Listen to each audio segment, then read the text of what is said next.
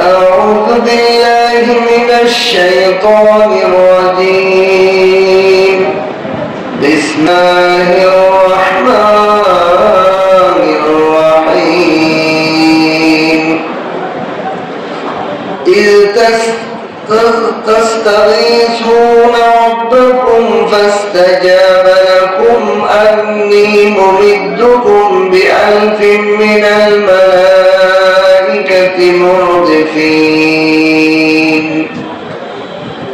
وما جعله الله إلا بشرى ولتطمئن به قلوبكم وما النصر إلا من عند الله إن الله عزيز حكيم.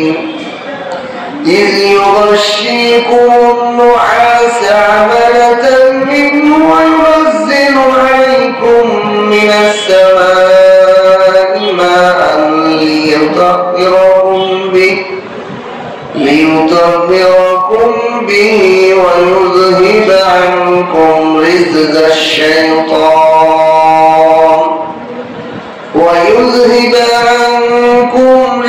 الشيطان وليربط على قلوبكم ويثبت به الأقدام. إذ يوحي ربك إلى الملائكة أني معكم فثبتوا الذين آمنوا سألقي في قلوب الذين كفروا الرعب فاضربوا فوق الأعناق واضربوا منهم كل بنان. ذلك بأنهم شاقوا الله ورسوله ومن يشاقق الله ورسوله فإن الله شديد العقاب. ذلكم فذوقوه وأن للكافرين عذاب النار. صدقت يا أرحم الراحمين. بارك الله لنا ولكم في القرآن العظيم وإنه على غفور رحيم. سبحانك لا علم لنا إلا ما علمتنا إنك أنت العليم الحكيم. ربي زدني علما ربي زدني علما. رب اشرح لي صدري ويسر لي أمري واحلل عقدة من لساني يفقهوا قولي.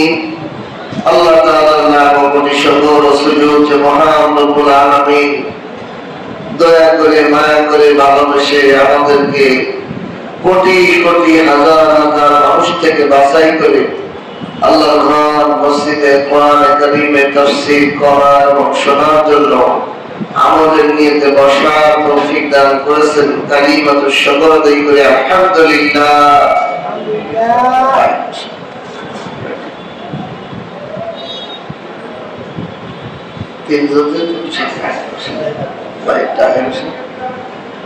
বহু লোক কবুলিয়তের আলামত না। লোক বেশি হওয়া আল্লাহর কাছে কবুল হওয়া এটা আলামত নয়। আল্লাহ একজনের আলোচনা একজন শ্রোতা একজন বক্তা হইলেও কবুল করতে পারে। আল্লাহর কবুলিয়ত হলো বড় জিনিস। এজন্য আমাদের তাফসীরে বহু লোক হবে ভাই হবে এটা পক্ষে আমি যারাই আসবে তারা যেন উপকারী হয় এই দুইজন একজনেরই দোষ। কারণ আল্লাহ চায় আল্লাহর জন্য কাজ করতে। যখন লোক বেশি হবে তখন আমার চিন্তা ধারণা থাকবে লোকের দিকে, আর যখন লোক কম থাকবে মনটা ভেঙে যাবে। মন একমাত্র আল্লাহর দিকে ফিরে, ঠিক কিনা? জন্য বহু লোক দরকার নেই। আমাদের অল্প যতটুকু লোক যার দিকে প্রেশার পিপাসা আছে, গ্লানি মহব্বত আছে, অল্প লোক হলেই ভালো। আর বহু লোকের কারণে প্রেশার বাড়ে, ঠিক কিনা? আর আখেরাতের কাজে আখেরাতের পুরস্কার অল্প লোকই পাবে, বেশি লোক পাবে না। বহু লোক জান্নাতে যাবে না, অল্প লোক জান্নাতে যাবে। হাসরের মাঝে কোটি কোটি মানুষ থাকবে, বিলিয়নকে বিলিয়ন, এর মধ্যে অল্প সংখ্যক বিদায় হিসাবে জান্নাতে যাবে। তাহাজ্জুদ গুজার অল্প, তাফসীর করনেওয়ালা অল্প, বয়ান শুননেওয়ালা শ্রোতা অল্প, বাজার বড়, দোকান বড়, দোকানদার কাস্টমার, কিন্তু কোরআনের বাজার দুর্বল থাকবে। এটাই হবে। এর জন্য মন ঘামড়ানো যাবে না। আলহামদুলিল্লাহ আমরা এখানে তাফসীর এমনও করছি, একজন শ্রোতা আমি একজন বক্তা, একজন শ্রোতা আমি শুরু করছি, সেই আন্দোলনে 3 জন আছে, অসুবিধা নেই। আলহামদুলিল্লাহ এরকম যে কেউ নাই, আমি একা একা করতেছি, সেই তুলনায় তো 3 জন হওয়া তো বহু। আলহামদুলিল্লাহ এভাবেই চিন্তা করতে হবে। এটাই একটা নসিহত, এটাও একটা নসিহত, এটা একটা উপদেশ যে আল্লাহ চাইলে কেউ তোমার রাখবে না, তুমি একা একা পাও। আর যদি একজন ব্যক্তি কোরআনের আলোচনা শোনায়, শুনে তার জীবন পরিবর্তন হয়, এটাই তো জান্নাতে যাওয়ার জন্য যথেষ্ট, ঠিক কিনা? আল্লাহ পাক আমাদেরকে তৌফিক দিয়েছেন। হাজারো মানুষ ছিল, তারা আসতে পারে নাই। আসলে আল্লাহ তৌফিক দেয় নাই বলে আসতে পারে, তারা গায়ের জোরে আসতে পারবে না, আল্লাহ তৌফিক ছাড়া। আর আমরা যে আসতে পারছি গায়ের জোরে না, আল্লাহ তৌফিক দিয়েছে বলে আসতে পারছি। আল্লাহ আজকে আমি সূরা আনফালের 9 নম্বর আয়াত থেকে 14 নম্বর আয়াত, 6টি আয়াত আমি তেলাওয়াত করেছি। এই আয়াতগুলোর মধ্যে আল্লাহ তাআলা বদর যুদ্ধে মধ্যে ঈমানদারদেরকে 5টা নিয়ামত দান করেছেন। সেই 5টা নিয়ামতের 3টা নিয়ামত এই আয়াতগুলোর মধ্যে আছে। গত তাফসীরে 2টা নিয়ামতের আলোচনা চলেছে।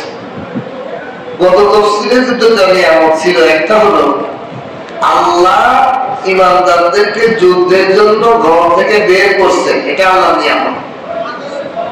ঘর থেকে তোমরা তো বেরোতেই না, ভয়ে তোমরা রাজি ছিলেন না, এটা কে বের করছে? আল্লাহ। এই জন্যই না গনিমতের মাল পাইছো। তাহলে ঘর থেকে বের তোমরা হতে চাও না, আল্লাহ বের করছে, এটা আল্লাহর নিয়ামত। এই জন্যই তোমরা গনিমতের মাল পাইয়া আমফাল দিয়ে মারামারি করতেছো। 1 নম্বর নিয়ামত ছিল যে আল্লাহ তাআলা দয়া করে আল্লাহই তোমাদেরকে ঘর থেকে বের করছে, তোমরা বের হতে কেউ রাজি ছিল না। 2 নম্বর হলো আল্লাহ তাআলা তাদের সাথে ওয়াদা করছেন যে ফেরেশতাদের মাধ্যমে তাদেরকে সাহায্য করবেন। ফেরেশতাদের মাধ্যমে কি করবেন? তাদেরকে সাহায্য করবেন। আর 3 নম্বর নিয়ামতের আলোচনা এখন শুরু হবে। إذ تستغيثون ربكم فاستجاب لكم أني ممدكم ب1000 من الملائكة مردفين। স্মরণ করুন, কেন কি কিয়ামত পর্যন্ত আনেওয়ালা উম্মতকে বলুন তারা যেন স্মরণ করে। তাস্তাগীসু রাব্বাকুম, তারা তাদের রবের কাছে দোয়া করেছিল, তারা আল্লাহর কাছে দোয়া করেছিল এই যুদ্ধের বিজয়ের ব্যাপারে। তাহলে বোঝা যায় সামনে যা আমার সামনে আছে যে কোনো বিষয়, সে বিষয়ে দোয়া চালানো, দোয়া করতে থাকা। আপনি ব্যবসা করেন, ব্যবসার জন্য দোয়া করা। আপনি চাকরি করেন, চাকরির জন্য দোয়া করা। আপনার রিজিক দরকার, রিজিকের জন্য দোয়া করা। আপনার রোগ বলাবস্থাত আছে, বিপদের থেকে বাঁচার জন্য দোয়া করা। দোয়া করা এটা সাহাবা ইকরামের জন্য আল্লাহ নিয়ামত। আল্লাহ বলছেন তোমরা তোমাদের রবের কাছে দোয়া করেছিলে, সাহায্য চেয়েছিলেন, সাহায্য চাওয়া, আমার ব্যবসায় সাহায্য চাওয়া, চাকরিতে লোক বলা সর্ব বিষয়ে কাজে আল্লাহ করে সাহায্য চাওয়া। কি লেগে আল্লাহ বলছেন এই যে সাহায্য চাইছিলেন আমি তোমাদের ডাকে জবাব দিয়েছিলাম, সাহায্য নিয়ে আগে এসেছিলাম। কিভাবে? أني ممدكم بألف من الملائكة مردفين। এভাবে আমি তোমাদের সাহায্যে এসেছিলাম। কিভাবে? 1000 সশস্ত্র ফেরেশতা বাহিনী একের পর এক ধারাবাহিক ভাবে বদর যুদ্ধে আল্লাহ তাআলা সাহাবাদের সাহায্যের জন্য পাঠিয়ে দিয়েছেন। সুবহানাল্লাহ। এখানে একটা কথা বলে রাখি যে আল্লাহ তাআলা যখন নবী করিম সাল্লাল্লাহু আলাইহি ওয়াসাল্লাম 313 জন নিয়ে বদর প্রান্তে রওনা হয়েছে, এখন রাসূলুল্লাহ সাল্লাল্লাহু আলাইহি ওয়াসাল্লাম কাফেরদের সাথে যুদ্ধ করার আগে কোথায় তাঁবু টাঙাবেন, এরকম একটা তাঁবু রাসূলুল্লাহ সাল্লাল্লাহু আলাইহি ওয়াসাল্লাম নিজের ইচ্ছায় এখানেই আমরা অবস্থান করি, এখান থেকে অবস্থান করে ওদের উপর আক্রমণ চালানো হবে। সাহাবী বলতেছে ইয়া রাসূলুল্লাহ, এটা কি আল্লাহর পক্ষ থেকে নির্ধারিত না আপনি আপনার মন থেকে এটা মনে চাইছেন, বিবেচনা করছেন এটা ভালো হবে এই জন্য করছেন? রাসূলুল্লাহ সাল্লাল্লাহু আলাইহি ওয়াসাল্লাম বলতেছেন এটা আমি আল্লাহর পক্ষ থেকে না, এটা আমার বিবেচনায় নিতেছি। ইয়া রাসূলুল্লাহ, তাহলে আরবটা আগে যাই, এখানে তো পানি নেই, সমস্ত কিছু মুআফিক না, আমরা আরো আগে গেলে আরেকটা জায়গা আছে পানি পাবো, পানি সংগ্রহ করে রাখতে পারবো, এটা আমাদের কবজে রাখতে পারবো। আল্লাহ রাসূল সাল্লাল্লাহু আলাইহি ওয়াসাল্লাম তাদেরকে নিয়ে এখানে গেলেন। যাওয়ার পর কিছু সাহাবী বলে ইয়া রাসূলুল্লাহ, যুদ্ধ শুরু হওয়ার আগে আপনার জন্য আমরা একটা তাঁবু টানাইতে চাই, আপনি অবস্থান করার জন্য আমরা কি করতে চাই? তাঁবুর ব্যবস্থা করতে চাই, যেখানে আপনি অবস্থান করবেন, আপনি আমাদের সেনাপতি, আমাদের প্রেসিডেন্ট, আপনার নিরাপত্তার জন্য, আপনার ছায়ার জন্য, আমলের জন্য তাঁবু টানে।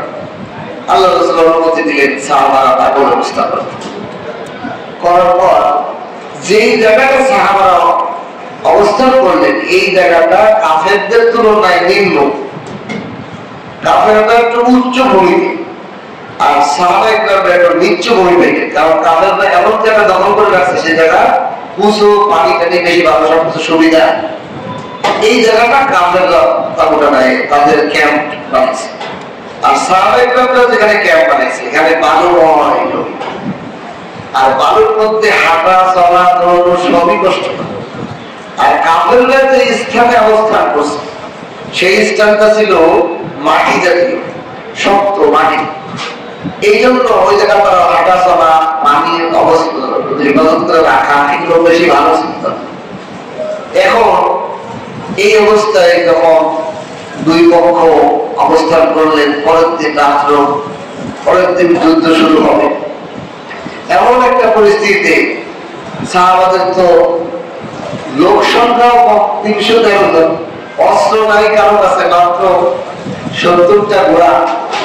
আচ্ছা, কাফেরদের প্রতিদিনই তো 10টা উট জমিতে খাওয়াইছে, আরো প্রত্যেকের ঘোড়া, অস্ত্র, তরবারি সব আছে, 1000 নাই কাফেরদের। আবু জাহেল আর মুহাম্মদ রাসূলুল্লাহ সাল্লাল্লাহু আলাইহি ওয়াসাল্লামের বাহিনী হলো 313 জন, 12টার মতো তরবারি, 70টার মতো ঘোড়া, আর নাই 12টা তরবারিতে এত লোক, এমনি 313 জন, তাদের প্রত্যেকের থাকলে কথা ছিল, সেইটাও নাই তরবারি, খালি হাত। কি বাহিনী, কি ঈমান! আসলে অস্ত্রের দ্বারা বিজয় হয়, কে বিজয় করেন? আল্লাহ। আল্লাহর উপর আস্থা এবং বিশ্বাসী মানুষরা আল্লাহ সাহায্যে বিজয় অর্জন করে। এই জন্য সাহাবায়ে কেরামরা যখন এখানে অবস্থান করছেন, এখানে বালু হয়, এখানে দৌড়দৌড়ি করতে, হাঁটাহাঁটি করতে কষ্ট, পানিও বেশি করতে না, পানি হয়ে যাবে। এই অবস্থায় যখন অবস্থান করলেন, আল্লাহ তাআলা তাদের দুশ্চিন্তা বেড়ে গেল। সাহাবায়ে কেরামদের কি হয়েছে? দুশ্চিন্তা বেড়ে গেছে। 1 নম্বরে সৈন্য দুর্বল, 2 নম্বরে অস্ত্র দুর্বল, 3 নম্বরে আমাদের জায়গাটা বালু হয়, ওদের জায়গাটা সমতল মাটি, আমাদের এলাকাটা হলো বালিময়, এখান থেকে দৌড়ে যুদ্ধ করার ক্লান্তি, দৌড়দৌড়ি করা যায় না, হাঁটাচলা করা যায়। আর ওদের সমতলটা ভালো। আমাদের এখানে পানি কম, ওদের পানি বেশি, পানির কূপ দখল করছে ওরা। এইগুলো সব কিছু বিবেচনা করেছে, আমাদের দিলটা বানিয়েছে। তাদের দিলের মধ্যে হতাশার চিন্তা করছে যে আমরা এই বাহিনীর সাথে কি করবো, কেমনে পাবো, সম্ভব এতগুলো দুর্বলতা আমাদের। এইগুলো দূর করার জন্য আল্লাহ তাআলা বললেন, তারা তখন সাহায্যের হাত বাড়াবে। আল্লাহ রাসূল সাল্লাল্লাহু আলাইহি ওয়াসাল্লাম তাঁবুতে অবস্থান করলেন। অবস্থান করার পর রাসূল সিজদায় পড়ে গেলেন, দোয়া, আল্লাহ আপনার সাহায্য ছাড়া আমাদের সম্ভব না। রাসূলুল্লাহ সাল্লাল্লাহু আলাইহি ওয়াসাল্লাম সিজদায় পড়ে দোয়া শুরু করে দিলেন। সাহাবায়ে কেরাম সবাই, কিছু সাহাবী রাসূলের বডিগার্ড হিসেবে তাঁবুর পাশে দাঁড়িয়ে দিলেন, অস্ত্রধারী। আর বাহিরে সবাই অপেক্ষায়, রাতের বেলা যে কোনো অতর্কিত ভাবে কাঁধে হামলাও করতে পারে, আমার দুর্বল সবকিছু চিন্তাগ্রস্ত হয়ে গেছে। এমন প্রেক্ষাপটে আল্লাহ তাআলা বললেন, তারা যে আমার কাছে সাহায্য চেয়েছিল, তোমরা যে তোমাদের রবের কাছে সাহায্য চেয়েছো, এই সাহায্যে আল্লাহ তাআলা তোমাদের জবাব দিয়েছেন কিভাবে? 1000 ফেরেশতা অস্ত্র সহ একের পর এক ধারাবাহিক কাতার বলে আসমান থেকে তোমাদের সাহায্য নেমে আসছে। এজন্য কোরআনের অন্য আয়াতে বর্ণনা আসছে যে প্রথমে একটা 1000 পাঠাইছে, তারপরে 3000 পাঠাইছে, তারপরে 5000 পাঠাইছে। তাহলে আল্লাহ তাআলার নিয়ামত তাদের জন্য, তাদেরকে প্রথম 3 নম্বর নিয়ামত দান করলেন, তাদের দোয়া সাহায্য চাইলেন, সাহায্য জবাব হিসেবে তাদেরকে 1000 ফেরেশতা পাঠাইলেন। জি, অদৃশ্য ছিল, কিন্তু কিছু কিছু সাহাবী এটা দেখছে, সবাই দেখে। কিছু কিছু সাহাবী সরাসরি দেখছে ফেরেশতারা যুদ্ধ করতেছে, গর্দান কেটেছে, এই আয়াতও আসতেছে। এটা সাহাবারা সবাই দেখে। কিছু কিছু সাহাবী দেখছে যে কাঁধের জায়গায় গলা কাটা যাচ্ছে, এদের কাছে অস্ত্রই নেই, আর হাজার হাজার সাহাবী কাঁধের সব গলা কাটা। একজনের সাথে যুদ্ধ করতে করতে 10টা লাশ পেয়েছে, তাহলে বুঝতেছে যে এটা বড়জন অলৌকিক করতেছে। কেউ দেখছে সাদা পোশাকধারী আমাদের সাথে যুদ্ধ করতেছে, কিন্তু এরা আমাদের সাহাবীদের কোনো এত সাদা পোশাক আমাদের সাহাবীদের জন্য নাই, ফেরেশতা নাই। আল্লাহ তাআলা এই ফেরেশতাদের একের পর এক ধারাবাহিক ভাবে ফেরেশতা দিয়ে সাহায্য করলেন। 3 নম্বর নিয়ামত। 4 নম্বরে আল্লাহ কি করলেন? ওয়া জাআলাহু আল্লাহু ইল্লা বুশরা। আল্লাহ তাআলা তাদের জন্য সুসংবাদ রাখলেন যে তোমরা বিজয় হবা। এই সুসংবাদ নবী করিম সাল্লাল্লাহু আলাইহি ওয়াসাল্লামকে রাতের বেলায়, এই যে দোয়া সাইতে রাতের বেলায় রাসূলুল্লাহ জানাইতে হয়েছে, তোমরা জিততে পারো, বিজয় তোমাদের, সুসংবাদ।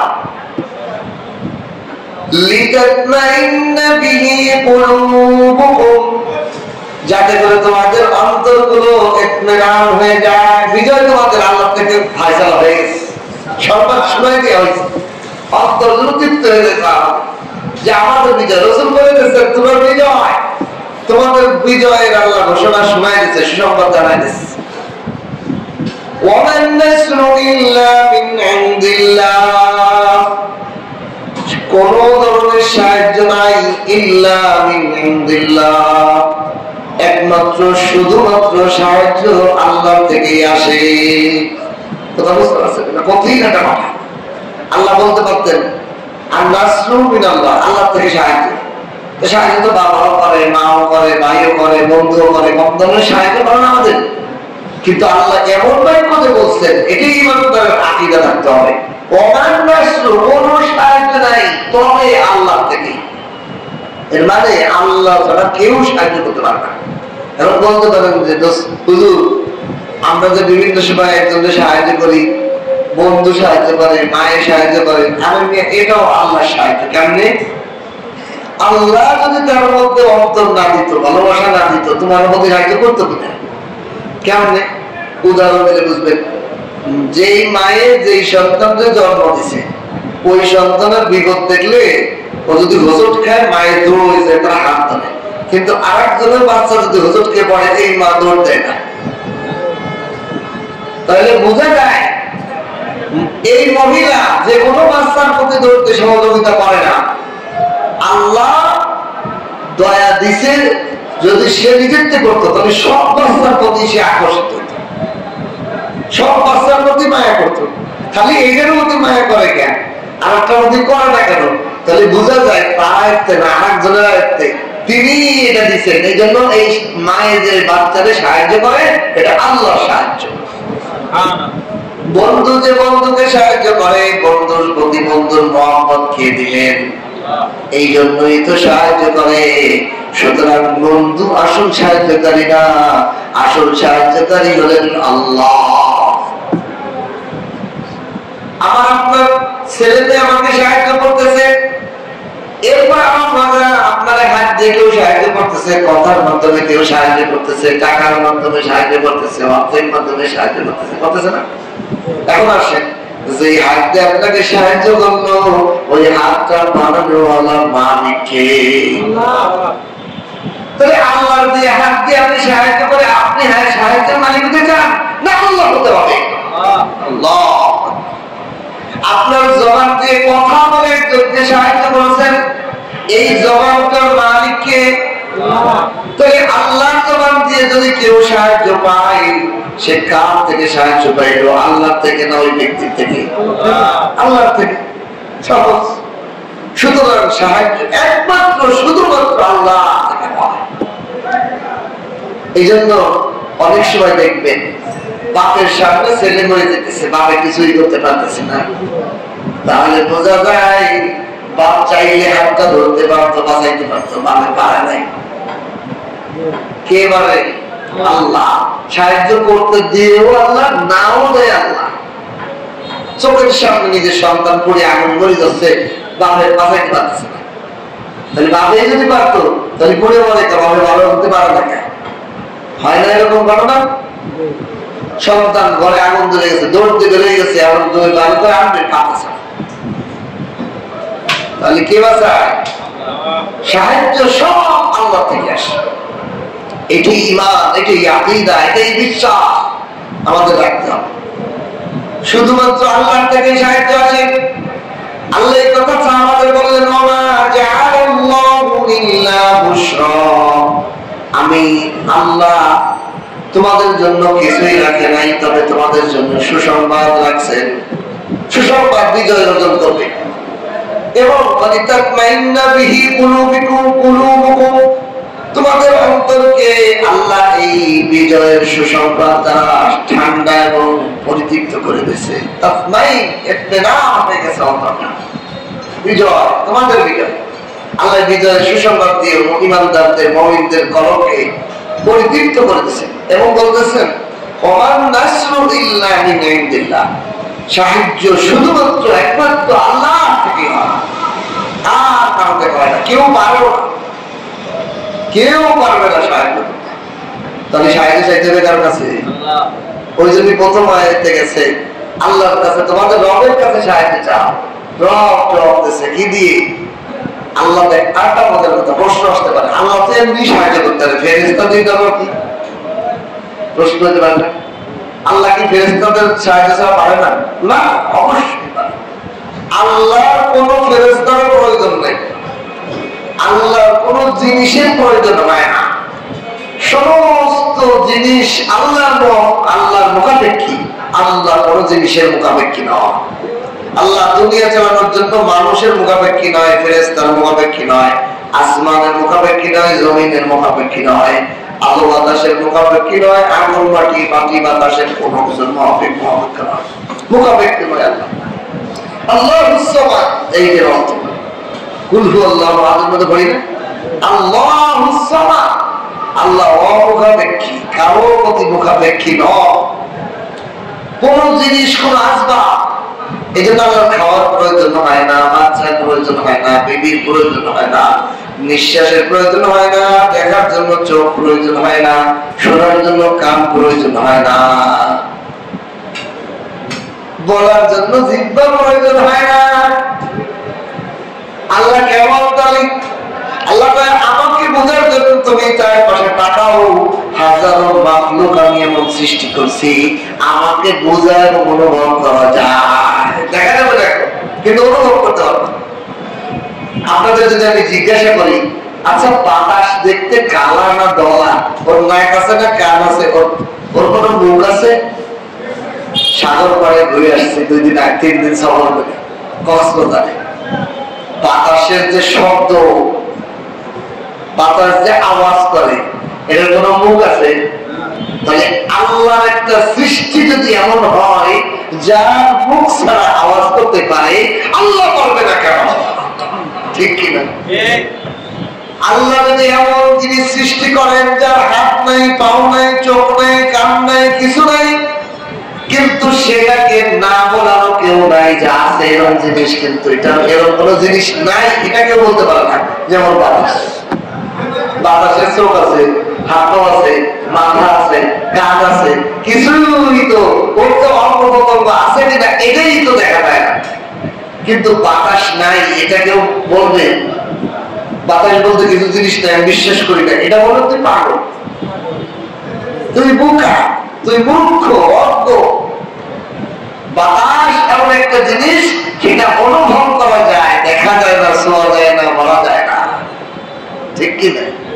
আল্লাহ পাকের মাখলুক যদি এরকম অবস্থা হতে পারে, যিনি এইগুলো সৃষ্টিকর্তা, তিনি তো আরো মহান, তাকেও তো ধরা ছোঁয়া যাবে না। আল্লাহু আকবার। এই জন্য আল্লাহ বলেন, আমি ফেরেশতাদের মাধ্যমে তোমাদেরকে সাহায্য করেছি, এ বলে এটাই নয় যে ফেরেশতাদের মুখাপেক্ষি আমি, বরং তোমাদের অন্তরকে পরিতৃপ্ত করার জন্য যদি আমি ফেরেশতার বাহিনী না পাঠাই, অলৌকিক ভাবে তোমাদের সাহায্য করে দেই, তোমরা নিজেরা অহংকারী হয়ে যাবা। অনেক সমস্যা, ধরেন আপনি একা একা যেতে গেছেন, তাহলে বলবেন না আমি একা, আর আপনি দেখতেছেন আর একজন আমার সাথে সহযোগিতা করতে, তাহলে আপনার অহংকার হলো না,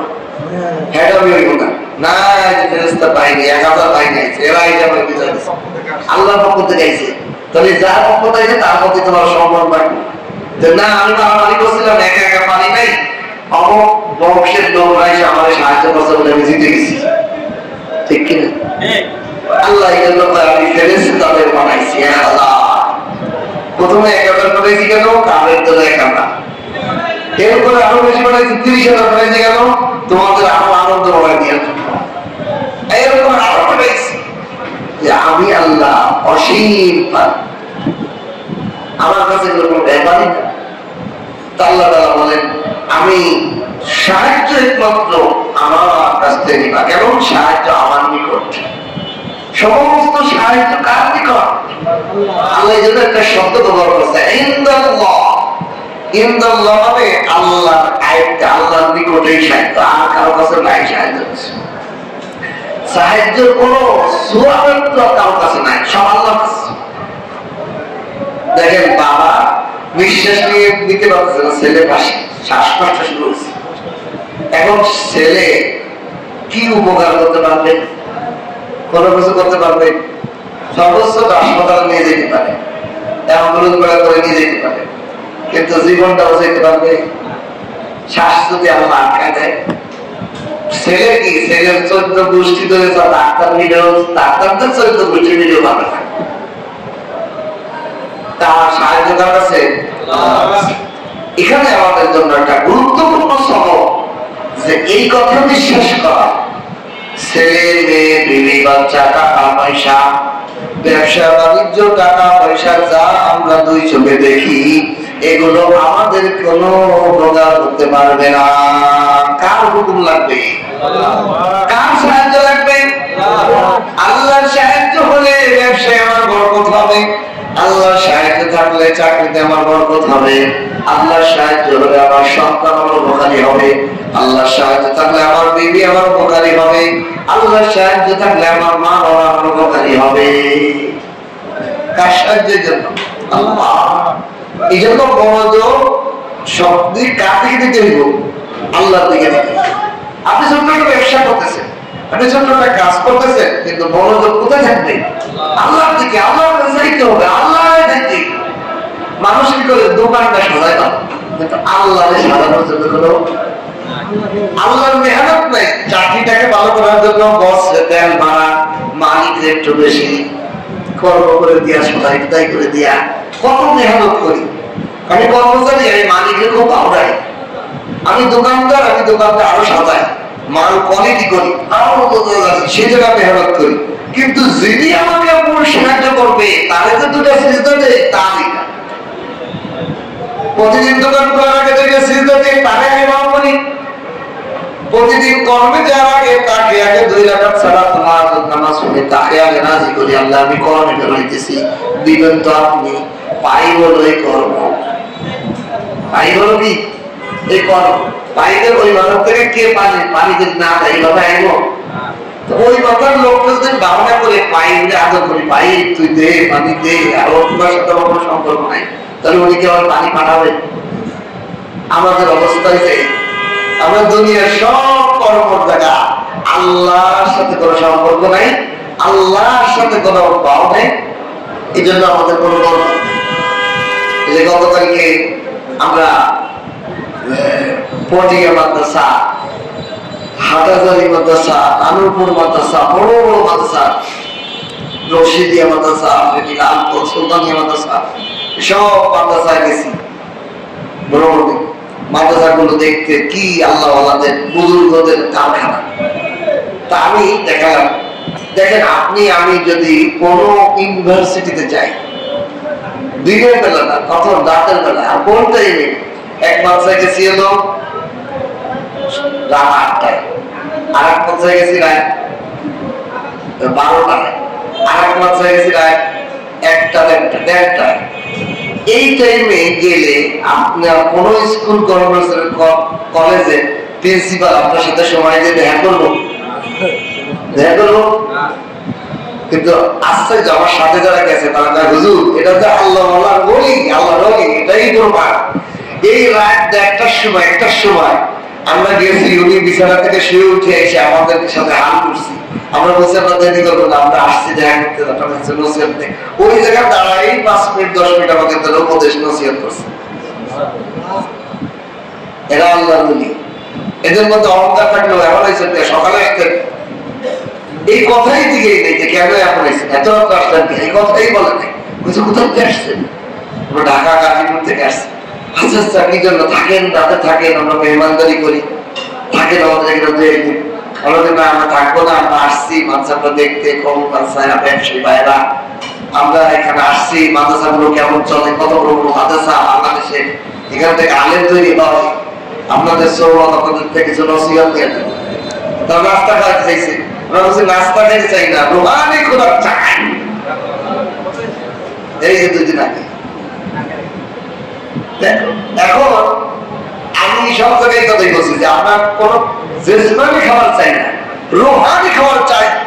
আমাদেরকে কিছু উপদেশ দেন যেগুলো আমাদের আত্মার খোলা থাকে। পটিয়া মাদ্রাসার যিনি মহম্মদ আল্লামা আবু তাহের আজমিরি, উনি আমাদেরকে 5 মিনিট উপদেশ দিচ্ছেন। বলেন কি, আল্লাহ তাআলা যত মাখলুক বানাইছে, প্রাণী, হাইওয়ান, জানোয়ার, সবার যেরকম চোখ আছে, আমার যেরকম চোখ আছে, এদেরও চোখ আছে। আমারও চোখ কান নাই, খাদ্য অঙ্গ প্রত্যঙ্গ আছে, ওরও আছে। তাহলে আমার মধ্যে ওর মধ্যে পার্থক্যটা কি? আমিও তো একটা জানোয়ার, ঠিক কিনা? জানোয়ারের চুল আছে, পশম হয়, আমারও পশম আছে, চুল আছে, নাক, চোখ, মুখ, দাঁত সব আমার। আর হাইওয়ানের মধ্যে কোনো পার্থক্য নাই। একটা জানোয়ারের মধ্যে যা যা অঙ্গ আছে, আমার মধ্যেও তাই তাই অঙ্গ আছে। পার্থক্য কোথায়? পার্থক্য আছে ওই জানোয়ারে আল্লাহ তাআলা কলম দেয় নাই, আমাদের মানুষ হিসেবে একটা আল্লাহ কলম দিয়েছে। কি লেগে গেছে? আল্লাহরে ভালোবাসার জন্য।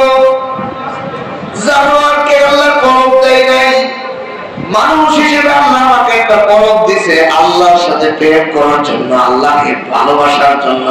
কিন্তু আমি কপাল পোড়া মানুষ, ওই কলমটারে কাজে না লাগাইয়া হাইওয়ান জানোয়ারের মতো তার থেকে অনেক বেশি আমি সম্পদ গোছানোর পিছে দৌড়াই। কারণ একটা প্রাণী, হাইওয়ান, একটা পাখি সকাল থেকে সন্ধ্যা পর্যন্ত জঙ্গলে জঙ্গলে গাছে গাছে ঘুরে, তার আজকের দিনে যতটুকু খাবার দরকার ততটুকুর জন্য কালকে বা এক সপ্তাহ এক মাসের জন্য তার ফিকির নেই। অথচ আমি মানুষের আল্লাহ ইবাদত আল্লাহ ভালোবাসা ছাড়ি একদিন নয়, 1000 দিন নয়, কোটি বছর বাঁচতে পারলে যে সম্ভব দরকার ওইটা না হলে আমার পেট ভরে না। একটা কুকুর সারাদিন তার মেহনত, একদিনের খাবার এক বেলার খাবার 2 বেলার জন্য সে চিন্তা করে না। একটা গরু ছাগল হাঁস মুরগি বাঘ ভাল্লুক সবার নিয়ম দেখেন, যত হাইওয়ান বানাইছে এদের থেকে এদের কোন ব্যাংক ব্যালেন্স ধন সম্পদের গুড়াও আছে। এখন প্রশ্ন হইতে পারে আপনাদের, হুজুর কি কইছে নাই? পিপিলিকা শীতের সিজনে বৃষ্টির সিজনে গুড়াউড়া করে, খাবার গুলো সব গর্তের মধ্যে রাখে, সব বৃষ্টি হইব সেই সময় গর্তে বসে বসে বসে খাইব। আরে ভাই কি বলছেন নাকি? হায়াতুল হাইওয়ানের মধ্যে লেখে প্রাণী জগতের সম্পর্কে আল্লামা ইদ্রিস কান্দলবী রহমতুল্লাহ আলাইহি, দামেরি রহমতুল্লাহ আলাইহি, ইদ্রিস দামেরি রহমতুল্লাহ আলাইহি, উনি 900 প্রাণীর জীবনী কিচ্ছা লেখছেন কিতাবের মধ্যে। কত প্রাণী? 900। কেন? উনি আল্লাহর কাছে দোয়া করছেন, আল্লাহ আমাকে প্রাণী জগতের ভাষা বোঝার তৌফিক দেন। আল্লাহর কাছে চাইতে সাহায্য, আল্লাহ ওনাকে প্রাণীদের সাথে কথা বলার আপনাদের ভাষা বোঝার যোগ্যতা দান করতেছেন।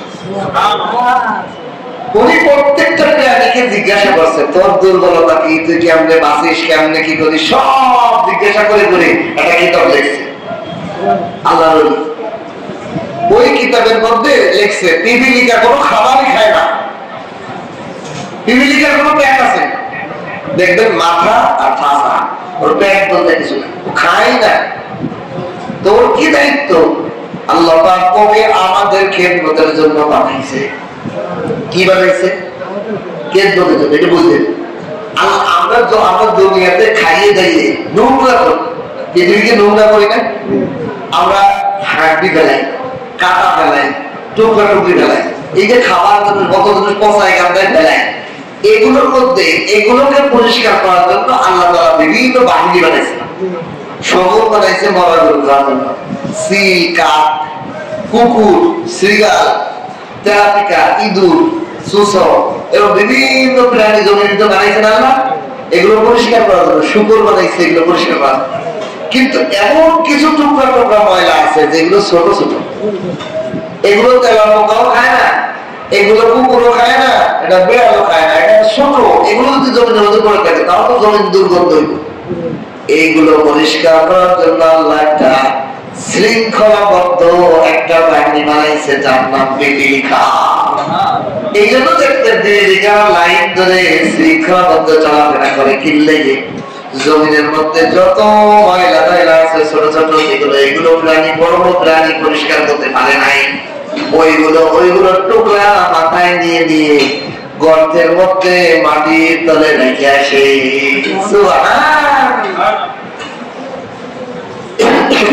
বুঝতেছেন আল্লাহ আমাদের জন্য কি খাতে বানাইছেন? এই মালিকের গোলামি করতে পারলাম না আমরা, যে মালিক আমাদের জন্য এত কিছু ব্যবস্থা করছে। ইমানদারের জন্য, জমিনকে পবিত্র রাখার জন্য পিপিলিকার বাহিনী বানাইছে। কিরকম আশ্চর্য যন্ত্র বানাইছে রোবট। এই রোবট গুলো জমিনে এক জায়গা নয় বরং 1000 জায়গা ছড়াই দিতে পারে। ছড়াই ছড়াই টুকরো টুকরো ময়লা গুলো কামড়ায় কামড়ায় সব মাটির তলে নিয়ে রাখে। আরো মজার ব্যাপার হলো এই প্রাণীকে আল্লাহ তাআলা অন্য অন্য সমস্ত প্রাণী থেকে ভিন্ন রকম বানিয়েছে। কিরকম বানিয়েছে? পিপিলিকা তার ওজনের 10 গুণ ভারী জিনিসকে বহন করতে পারে। আপনি মানুষ, আপনার ওজন পরিমাণ একটা মানুষ করে দিলে আপনি পাবেন না, জানবো হয়ে যেত। কিন্তু আপনার মতো যদি 10টা দেওয়া হয় তাহলে আপনি দৌড়াইতে বানাই যাবেন। কিন্তু পিপিলিকাকে আল্লাহ এমন ভাবে বানাইছে, আল্লাহু আকবার, আল্লাহু আকবার। এটা পিপিলিকা তার 10 গুণ বোঝা বহন করতে পারে তার থেকে। চলে যায় ঘাড়ে নিয়ে, সে গর্বের মধ্যে নিয়ে রাখে। দেখবেন আমরা ছোটকালে করতাম কি, খেলা করতাম, মাছি আছে না, মাছি বাইরে এরকম দিতাম, দেওয়ার পরে মাছির এক পাখনায় টাইনে রাখতাম, পিপিলিকা টানতো, টাইনে যায় না। দেখেন আরো কি মজা লাগতাম।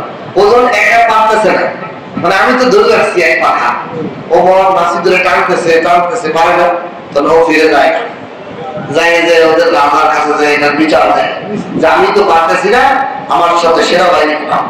তখন যাকে যাকে লাইন ধরে পিপিলিকা আসে আমরা দেখতে খুব ভালো লাগতো, আমরা এগুলো খেলা করতাম।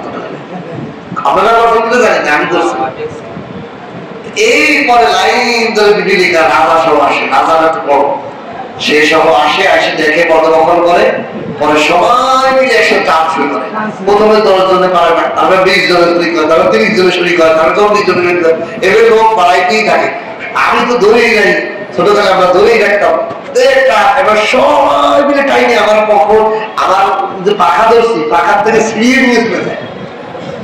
এটা খেলা, এটাই খেলা করতাম, এটা নিয়ে গবেষণা করতাম। আল্লাহ কিভাবে বানাইছে আমাদের, তাহলে সাহায্য কার কাছে নিতে হবে? আল্লাহ। আল্লাহ তাআলা কারণ বলে কি লোক ওইটা থেকে আসছিলাম যে আল্লাহ সব কিছু বানাইছেন নসিব করার জন্য, কিন্তু এগুলো কিছুই আল্লাহ প্রয়োজন হয় না। এই জন্য আল্লাহ তাআলা ফেরেশতাদের মাধ্যমে যে সাহায্য করছেন এটা আল্লাহর দুর্বলতা নয়। আল্লাহ দুর্বলতা নয়।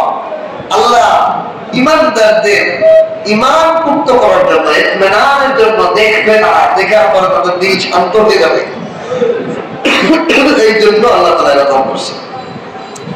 ওয়ামান নাসরু ইল্লা মিন ইনদিল্লাহ, সাহায্য কারো থেকে নয়, একমাত্র আল্লাহ থেকে হয়।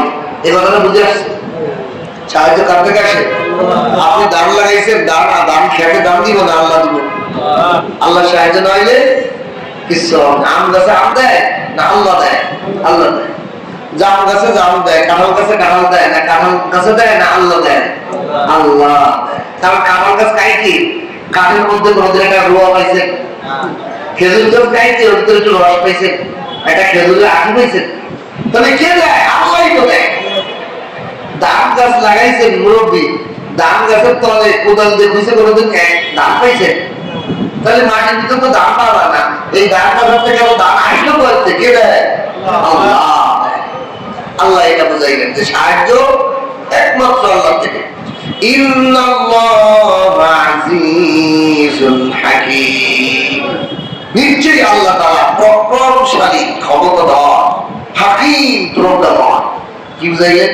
ওই এই উত্তর দিলে দেখেন আগের আয়াতে যখন আল্লাহ তাআলা ফেরেশতা দিয়ে সাহায্য দিয়েছেন, তখন মানুষ মনে করতে পারে যে আল্লাহ তাআলা কি ফেরেশতার মুখাপেক্ষী নাকি?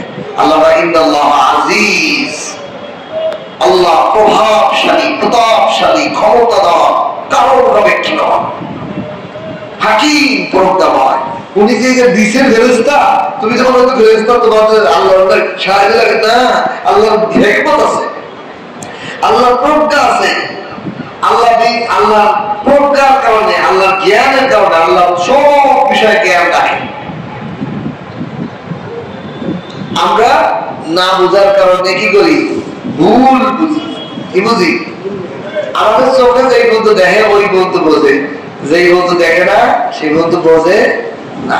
আমাদের ব্রেনটাও তো ওরকম, তারও তো একটা সীমাবদ্ধতা আছে, তারও তো একটা বাউন্ডারি আছে, বাউন্ডারির বাইরে তো সে বোঝে না।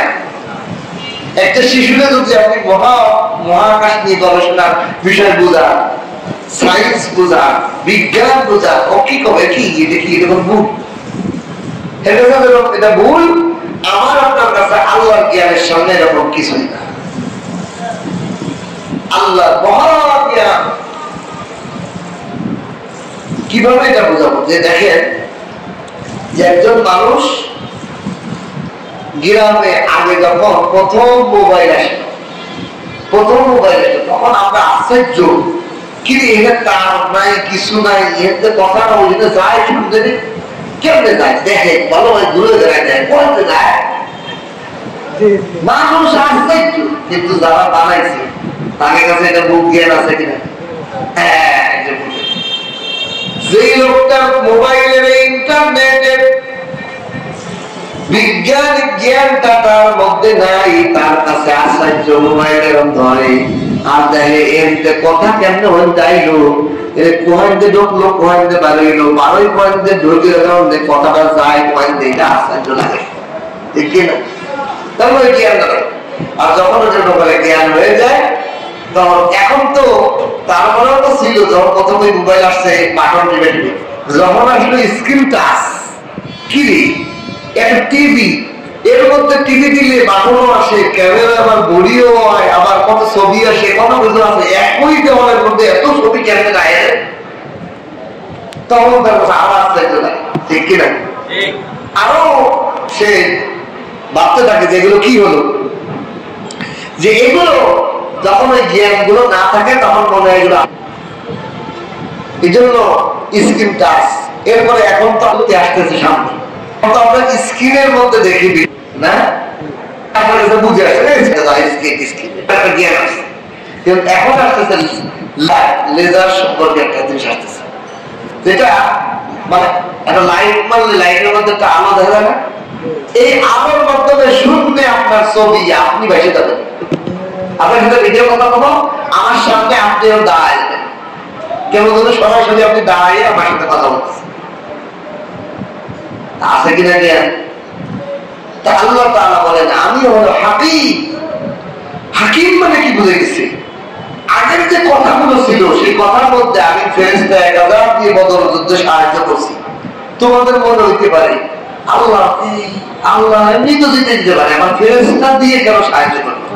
এটা জ্ঞান কার আছে? আল্লাহ।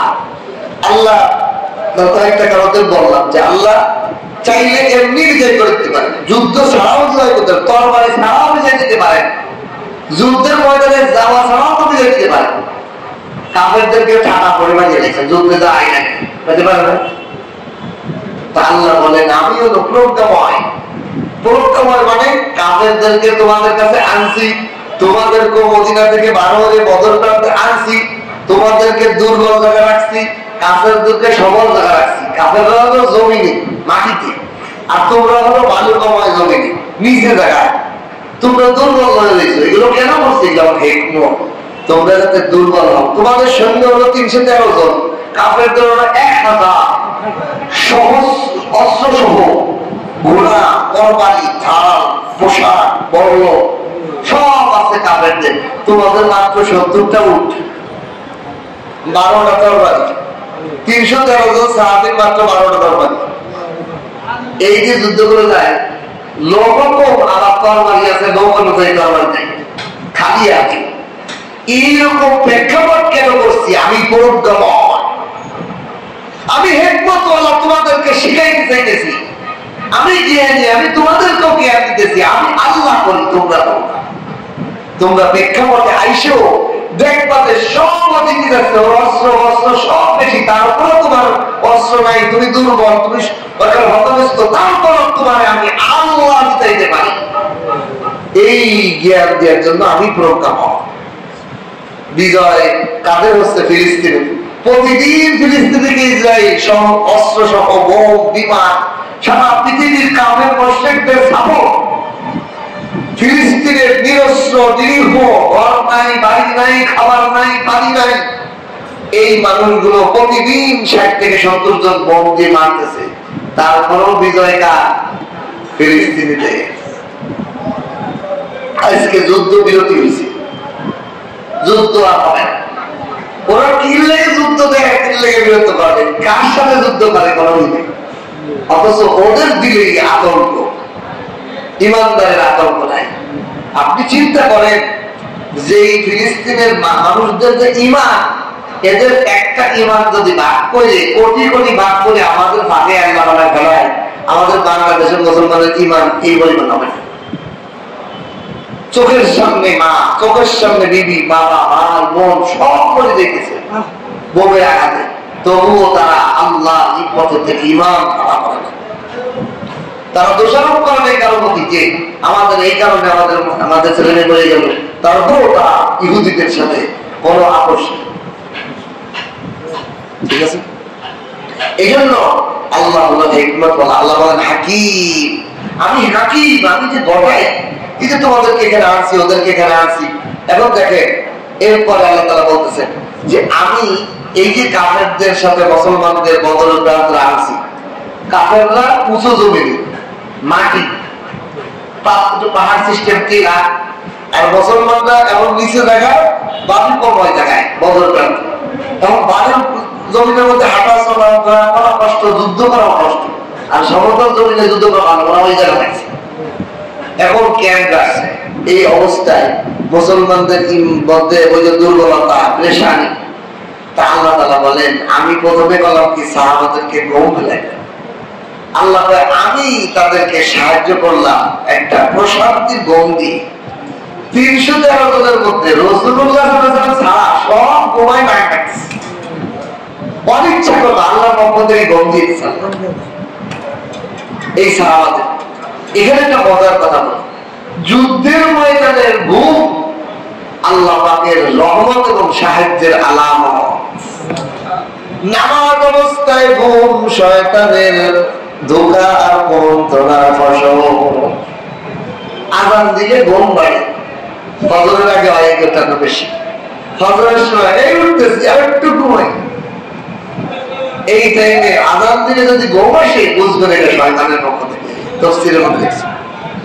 আর ঈমান আমল যুদ্ধের ময়দানে গেলে, ভ্রমণে গেলে, বিভিন্ন জায়গা গেলে, বা আপনি জিহাদের ময়দানে গেলে, জিহাদের ময়দানে গেছেন এখানকার এক থাকতে, তখন ওইখানে যখন ঘুম আসতেছে আপনার এই স্বস্তি দিতেছে, এটা আল্লাহর পক্ষ থেকে রহমত। এই জন্য আল্লাহ পাক সাহাবাদেরকে এমন ঘুমে দিলেন, কিন্তু রাসূলুল্লাহ সাল্লাল্লাহু আলাইহি ওয়াসাল্লামের রাসূল সিজদায় তাহাজ্জুদের নামাজ, তার সমস্ত সাহাবী যে দারোয়ান হিসেবে রাসূল বডিগার্ড সেও ঘুমাইছে, কারণ এটা এই ঘুমটা কে দিয়েছে?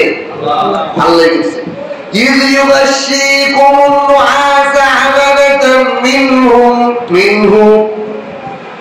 স্মরণ করো যখন তন্দ্রা দ্বারা ঘুম দ্বারা আল্লাহ তোমাদেরকে সাহায্য করেছিল, আমার একটা নিরাপত্তার ঘুম দ্বারা তোমাদেরকে ঢেকে ফেলেছিল। স্মরণ করো তখন কি থেকে? তোমাদের দুশ্চিন্তা দূর করার জন্য, তোমাদের ক্লান্তি, পেরেশানি, যাই থাকলে পেরেশানি, কালকে সকালে কি হইব, হায় আমরা তো 313 জন, ওরা 1000 সহস্র বাহিনী, আমরা আছি বালুকাময় জমিনে, ওরা তো উঁচু জমিনে, পানি মাটি ভালো, আর আমাদের পানি নাই, বালুকাময় জমি, পেরেশান। আল্লাহ তাআলা আমাদের ঘুম দিলেন। ঘুম মানে কি? লোকটা টেনশন মুক্ত, আর যার ঘুম নাই তারও টেনশন। এই জন্য যত টেনশন হবে ঘুমাই পড়বে, ঘুমাই এই দুনিয়া সব টেনশন নাই, ঠিক কিনা? আল্লাহ তাআলা বলেন ইজ ইউগাশিকুমুন নুআসা আমানাতান, আমি নিরাপত্তা তন্দ্রায় আচ্ছাদিত করে তাদেরকে সাহায্য করলাম, মিনহু ওই টেনশন এবং ওই পেরেশানি, চিন্তামুক্ত থেকে, চিন্তা থেকে। খালি ঘুমিয়ে দিলাম না, যখন ঘুমাই পড়ছো তোমরা, তখন ঘুমের মধ্যে অনেক সাহাবীর স্বপ্নে দোষ হয়ে গেছে, গোসলও ফরজ হয়ে গেছে। বুঝতে পারছেন? ঘুমাইলে কি হয়? গোসল ফরজ হয় অনেক সময়। আচ্ছা, যুদ্ধের তো যুবক সবাই, জোয়ান মানুষ, ঘুমাইলেই কি গোসল ফরজ হয়ে যাওয়ার কথাই রাখে? আল্লাহ পায় তোমাদের তো পবিত্র হওয়ার পানি নেই, এখন বিপদে পড়ে গেল না? আল্লাহ ওয়ায়ুনাজ্জিলু আলাইকুম মিনাস সামাই মা'আন লিয়ুতাহহিরাকুম বি, আসমান থেকে আমি পানি বর্ষণ করে দিলাম, তোমাদের উপর দৃষ্টি বর্ষণ করে দিলাম, লিয়ুতাহহিরাকুম বি, এই পানির দ্বারা তোমাদেরকে পবিত্র করার জন্য। এই জন্য দুই তাফসীর, এক তাফসীরে বলে আমাদের গোসল করার জন্য পানি নাই, আল্লাহ তাআলা গোসলের পানি দিয়ে, বৃষ্টি দিয়ে গোসল করাইছে। তাহলে বোঝা যায় বৃষ্টির পানিতে যদি কেউ দাঁড়ায় থাকে, নিয়ত করে, পাক হয়ে যায়। ফরজ গোসলে কি থাকলে বৃষ্টির মধ্যে ভিজলে খালি নিয়ত করে যায় পাক হতে চাই, পাক। নাকে পানি পৌঁছে, খালি নাকে মুখে পানি পৌঁছাতে, আল্লাহ তাআলা ওদেরকে করলেন এই বৃষ্টির পানিতে। আরেকটা তাফসীরে আসছে, এই যে তারা যে টেনশনে ছিল, আল্লাহ বৃষ্টির মাধ্যমে তাদেরকে, তাদের অন্তর কলমকে পরিষ্কার করছেন। কেমনে? তারা মনে করছে যে আমরা তো বালুকাময় রয়েছি, এখানে যুদ্ধ করা, দৌড়দৌড়ি করা বেশি কঠিন, আর ওরা তো সমতল উঁচু পাহাড় টিলা, মাটির জমিনে আছে, ওদের তো শুকনা জমি, আর পানির মধ্যে দৌড়দৌড়ি করা কঠিন। তা আল্লাহ বৃষ্টি দিয়ে কি করলেন? উল্টাই দিলেন, প্রেক্ষাপট উল্টাই দিলেন। ওদের জমিন জমিন হয়ে গেল পিছলা আর কাদা। আল্লাহ, কাফেরদের জমিনটা হয়ে গেল পিছলা আর কাদা বৃষ্টিতে। আর সাহাবাদের বালকময় জমিন যখন বৃষ্টির পানি পাইছে টাইট হয়ে গেছে, শক্ত জমিন হয়ে গেছে। বাড়ির মধ্যে পানি দিলে জমিনের মধ্যে চলাফেরা সহজ হয়ে যায়। আর সাহাবাদের পানি ছিল না, বৃষ্টির পানি তারা বস্ক পেতে পেতে পানি পর্যাপ্ত আটকায় রাখছে।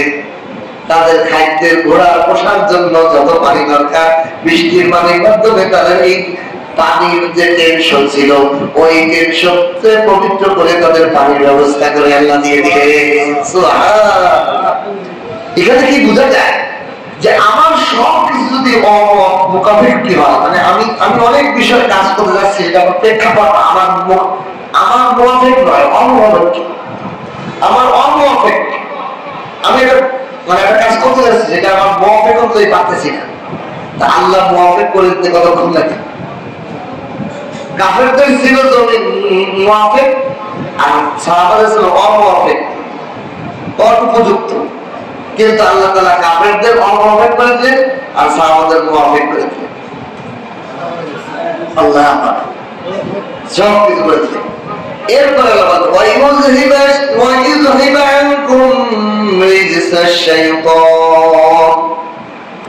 শয়তান যে সাহাবাদের মধ্যে একটা কুমন্ত্রণা ছিল, এই সব কুমন্ত্রণাকে আল্লাহ দূরীভূত করে দিলেন। ওই জমিনের শয়তান আছে, তোদের তো বস্ত্র নাই, তোদের জমিন বালু নয়, তোদের কাছে খাবার পানি নাই, তোরা কেমনে কি যুদ্ধ করবি? এগুলো উল্টো পাল্টা কুমন্ত্রণা যে শয়তান দিছিল, আল্লাহ সব বৃষ্টিপাত ধুয়ে দিচ্ছে, পরিষ্কার করে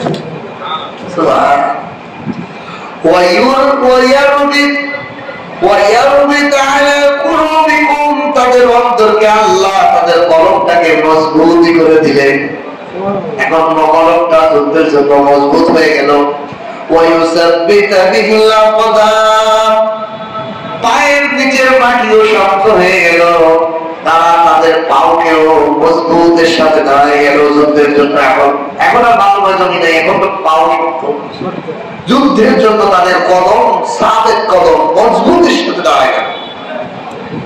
এরপরে আল্লাহ তাআলা এইবার যুদ্ধের জন্য যখন সাহাবারা সারিবদ্ধ দাঁড়াইলেন, এখন ওই পাশে 1000 বাহিনী, এই পাশে 313 লোক নিরস্ত্র। আমার কাপড়ও নাই, একটা ডাল একটা লাঠিতে থাকে, লাঠিও নাই, 12টা তরবারি নিয়ে 313 জন দাঁড়ায়। হাস্যকর বিষয়টা তো যুদ্ধের ময়দান, এটা আকলে বুঝে আসে না। আকল দিয়ে, আকল খাটায় অনেক সময় মানুষ গুমরা হয়। কোন কোন জিনিস আছে যেগুলো আকলে বুঝুক আর না বুঝুক মানার মধ্যেই ঈমান। তার মধ্যে একটা দলিল দেখেন, আল্লাহর জন্য মানছে, আকল দিয়ে বোঝা যায়। আকল দিতে গেলে আরো আকলে আরো বিভ্রান্ত হয়। এই জন্য কি মানুষ আল্লাহর মানো প্রমাণ করে আল্লাহর যেমন অনেক দেখবেন, অনেক আছে ভিন্ন ধর্মী যারা বেদাতি, হেরা ভাই আরে এই পছন্দ তোর নামাজ পড়ো, আমি নামাজ পড়ি না, কে পড়ো না, তোমরা পড়ো কি লেগে? তোমরা তো আল্লাহর দেহে সিজদা দাও, আল্লাহর দেহে সিজদা দাও, আল্লাহর দেহে আল্লাহর দেহাটা তো সিজদা দিলাম কি? এই যুক্তি দেয়। তো দেখার যদি জরুরি সবকিছু জানা আর বোঝাই কলাম ঠিক না। কিছু জিনিস আছে না বোঝা যায় না, কারণ কেউ যদি বলে যায় বুঝতেই চাই আমি এই বাপ আর মার সন্তান কিনা, এটা তো বেয়াদবি, এটা বেয়াদবি। আর এটা বোঝা সম্ভব? স্বামী স্ত্রীও তো জানে না যে এই বাচ্চা কার। ধরেন স্বামী মনে করতেছে আমার সন্তান, কিন্তু বিবি দেখা যায় যে ওনার কাছ থেকে যে না করে আরেকজনকে বাচ্চা এনে দিয়েছে, হতে পারে না? ঘটনা আছে তো। ইউসুফ আলাইহিস সালামের ভাইরা যখন মিশরের বাদশা আজিজুল মিশর ইউসুফ আলাইহিস সালাম ওনাদেরকে মেহমানদারি করে মিশরের বাদশা দরবারে, মিশরের বাদশা তাদেরকে মেহমানদারি করার পর তারা কয়েকটা ঘটনা বলছে। তার মধ্যে একটা ঘটনা হলো যে বাদশারে তারা কানে কানে বলতেছে এই বাদশা হলো জারুর সন্তান। বাদশা কি? যে আবশ্যকতা। তখন সে কি বাচ্চাটা কেমনে তোমরা আমার আলোচনা করলাম, আপনি খুব ভালোভাবে আপনার মা হয়ে জিজ্ঞাসা করেন, আপনি জিজ্ঞাসা করেন, তখন গোপনে দেওয়া খারাপ করে আমার কাছে আমার সত্যি কথা বলো, মিথ্যা কথা বলে লাভ নেই, জীবনে যা আছে হবে করে দাও সত্যি কথা। আমি কি তোমার সন্তান, আমি বাপেরই সন্তান না ভিন্ন? তারপর মা বলতেছে তুমি হলো তার সন্তান, আসলে তোমার বাবাও জানে না, অন্য ভবিষ্যতে দিন আমি বিচার করে তোমাদের জন্ম দিচ্ছি, আমার জন্ম ছেলে মেয়ে হয় না, তোমার বাবা মিলন হয় না, পরে আমি অন্য ভিন্ন পুরুষের কাছে জন্ম দিয়েছি। দেখো এই দেখেন এগুলো কি গভীরভাবে জানা যায়? জানা যায় না। আবার হতে পারে নারীও জানে না যে সেই সন্তানটা তার স্বামীর নয়, এরকম মনোভাব আছে যে স্বামী স্ত্রী একটা গেছে হোটেল ভাড়া করে হয়েছিল, ওই হোটেলের মধ্যে তাদেরকে কি করেছে, এমন একটা মেডিসিন দিয়ে হয়েছে এরা ঘুমে বেহুশ ঘুমে, এমন তার জিনিস সাথে কি করছে বাইরের কোনো মানুষ ওই যারা মেডিসিন দিয়ে তারা জেনার বিচার করছে। স্বামী স্ত্রী সকালবেলা ঘুম ভাঙছে, আবার মেডিসিন দিয়েছে, রুমের মধ্যে রয়েছে, আবার তারা পাশাপাশি চলে এসেছে। তারা তো জানে যে কোনোদিন আমরা কোনো অপরাধ ওই তার বিবি অন্য কোনো পুরুষের সাথে জেনার বিচার করেইনি, কিন্তু ওই যারা একজন বিরোধ করতে সেটা তার মাও বাবাও জানে, বুঝতে পারছি? তাই এগুলো অজানা থেকে যায়, এটা একমাত্র আল্লাহই ভালো জানেন যে আমি হালাল না হারাম হতে পারি। আল্লাহ আল্লাহ কিছু কিছু জিনিস এমন রাখছেন যেগুলো মানুষ জানতে যে আরো বিভ্রান্ত হয়। যেমন আল্লাহ তাআলা আল্লাহ নবী মুহাম্মদ রাসূলুল্লাহ সাল্লাল্লাহু আলাইহি ওয়াসাল্লাম বলেছে আল্লাহ নিয়ে গবেষণা করো না, বরং আল্লাহ পাকের সৃষ্টি নিয়ে গবেষণা করো। ওই যে বললাম কিছু করে আগে যে আপনি বলতে পারেন যে আল্লাহ কথা কয় মুখ নাই, এটা কেমন? সাগরে গর্জন দিতেছে, সাগরের কোন মুখ আছে? তাহলে মুখ ছাড়া যদি আওয়াজ দিয়ে যায়, এমন সৃষ্টি যদি জমিনের মধ্যে থাকে নমুনা, তা আল্লাহ ভাববেন কেন? তারপর বলতে পারেন অঙ্গভঙ্গ নাই কিন্তু এটা জিনিস আছে, তা কই আল্লাহ কোনো অঙ্গভঙ্গ নাই কিন্তু আল্লাহ আছে। তাহলে যদি আল্লাহ সৃষ্টি বাতাসের দিকে তাকাও, তার হাত নাই, পাও নাই, চোখ নাই, মাথা নাই, হাত নাই, কিডনি নাই, কিন্তু বাতাস বলে জিনিস একটা আছে, এটা কি অস্বীকার করবে কেউ? তাহলে বোঝা যায় আল্লাহর একটা সৃষ্টি যদি এমন হয় যে জিনিসটা আছে তারা দেখা যায় না, জিনিসটা আছে তার হাত পাও নাই, তাহলে এই সৃষ্টির মালিক তো আরো কি সূক্ষ্ম, আরো কত সূক্ষ্ম। এই জন্য জানি আর বুঝি আর না বুঝি, বুঝে আসো অথবা না আসো আমি আল্লাহরে বিশ্বাস করি, যুক্তিতে বুঝে আসো অথবা না আসো আল্লাহরে বিশ্বাস করি। এই জন্য আল্লাহ তাআলা এই শয়তান তাদের দিলকে মজবুত করে দিলেন, পাওয়াকে মজবুত করে। এখন এই সাহাবায়ে কেরামের দিলের মধ্যে যখন সাহাবায়ে কেরামরা এই পাশে আসছে আর কাফের ওই পাশে 1000, এই পাশে সাহাবায়ে কেরামরা মাত্র 300 অস্ত্র মুখোমুখি দাঁড়াইছে। এখন আল্লাহ বলেন ইয ইউহি রাব্বুক ইলাল মালাইকাতি আন্নী মা'কুম ফাসাব্বিতুল্লাযীনা আমানু। স্মরণ করুন যখন আপনার রব মুহাম্মদ সাল্লাল্লাহু আলাইহি ওয়াসাল্লাম আপনার রব ফেরেশতাদের কাছে ওহী পাঠাইলেন, তাহলে ওহী ফেরেশতাদেরকে দেন। আল্লাহর বার্তা ফেরেশতাদেরকে আল্লাহ তাআলা ডাক দিয়ে বললেন, হে ফেরেশতারা আন্নী মা'কুম, আমি ফেরেশতা তোমাদের সাথে আছি, আমি আল্লাহ তোমরা ফেরেশতাদের সাথে আছি। ফাসাব্বিতুল্লাযীনা আমানু, তোমরা ঈমানদারদেরকে মজবুতি দান করো, শক্তিশালী করো, অর্থাৎ তোমরা সরাসরি তাদের কাতারে দাঁড়ায় যাও। এখন ওই বদর যুদ্ধে যে সমস্ত কাফেররা আবু জাহেলের সাথে আসছিল, ওই সৈন্য বাহিনীর অনেকেই তো মনে নাই, পালায় চলে গেছে, তারা তো পরবর্তীতে মুসলমান হয়েছিল। তারা বলতেছে যেমন আবু সুফিয়ান বদর যুদ্ধে কাদের পক্ষে, কিন্তু পরে মুসলমান হয়েছিলেন। এরকম বহু সাহাবী যারা বদর যুদ্ধের সময় কাফের আবু জাহেলের পক্ষে আছে, বুঝতে পারছেন? এরা বলতেছে আমরা 313 জন দেখি নাই, 5000 10,000 লোক দেখছি। কাফেরদের দিনের মধ্যে এই ওহী আল্লাহ বললেন ফেরেশতাদেরকে ওহী দিলেন, ফেরেশতা মজবুতি দিলেন বলে কি সাহাবাদের পাশে এমন ভাবে দাঁড়াইছে অস্ত্র শস্ত্র, কাফেররা দেখতেছে যে আমাদের থেকে 3 ডবল 5 ডবল লোক মুসলমান, মুসলমানদের সৈন্য 5 ডবল আমাদের থেকে। কাফেররা ভীত হয়ে গেল না? ভীত হওয়ার দরকার ছিল মুসলমানরা, যে আমাদের মাত্র 12 তরবারি, খালি হাত 313 জন সবার কাছেই তরবারি নাই, যুদ্ধ করতে দাঁড়াইছি কাদের সাথে? 1000 অস্ত্রধারী সৈন্যের সাথে। ভয় তো হবে এরা, কিন্তু উল্টো ভয় পাইতেছে কারা? কাফেররা। 1000 না দেখে যে 3000 5000 সৈন্য, ওরা দেখতেছে ঠিকই ফেরেশতা বাহিনী, ওরা হুবহু দেখছে সব ফেরেশতাদেরকে। এই জন্য যারা পরবর্তীতে মুসলমান হয়েছে তারা এই কথা স্বীকার করছে যে আমরা দেখেছি ওই সময় তোমাদের বাহিনীকে তোমরা 313 জনকে কইছে, এটা হাজার হাজার ছিল তোমাদের বাহিনী। আল্লাহ তাআলা বলেন ফেরেশতাদেরকে আমি ওহী দিলাম, ও ফেরেশতা তোমাদের সঙ্গে আমি আল্লাহ আছি, যাও ঈমানদারদেরকে শক্তিশালী করো, মজবুতি করো। সাউলতি ফি কুলুবিল্লাযিনা কাফারু রুবা, আল্লাহ কোরআন বর্ণনা করেছেন। এবং ফেরেশতারা সারিবদ্ধ ঈমানদারদের সাথে দাঁড়ানোর কারণে সাউলতি ফি কুলুবিল্লাযিনা কাফারু, কাফেরদের দিলের মধ্যে রোবা ভয়, ফেরেশতাদের সারিবদ্ধতা দেখে কাফেরদের দিলের মধ্যে ভয় ঢেলে দেওয়া। এরপরে আল্লাহ তাআলা ফেরেশতাদেরকে কি আদেশ করতেছেন? ফাজরিবু ফাওকাল আনাক, কাফেরদের গর্দনের মধ্যে মার। তরবারি কোথায় মার?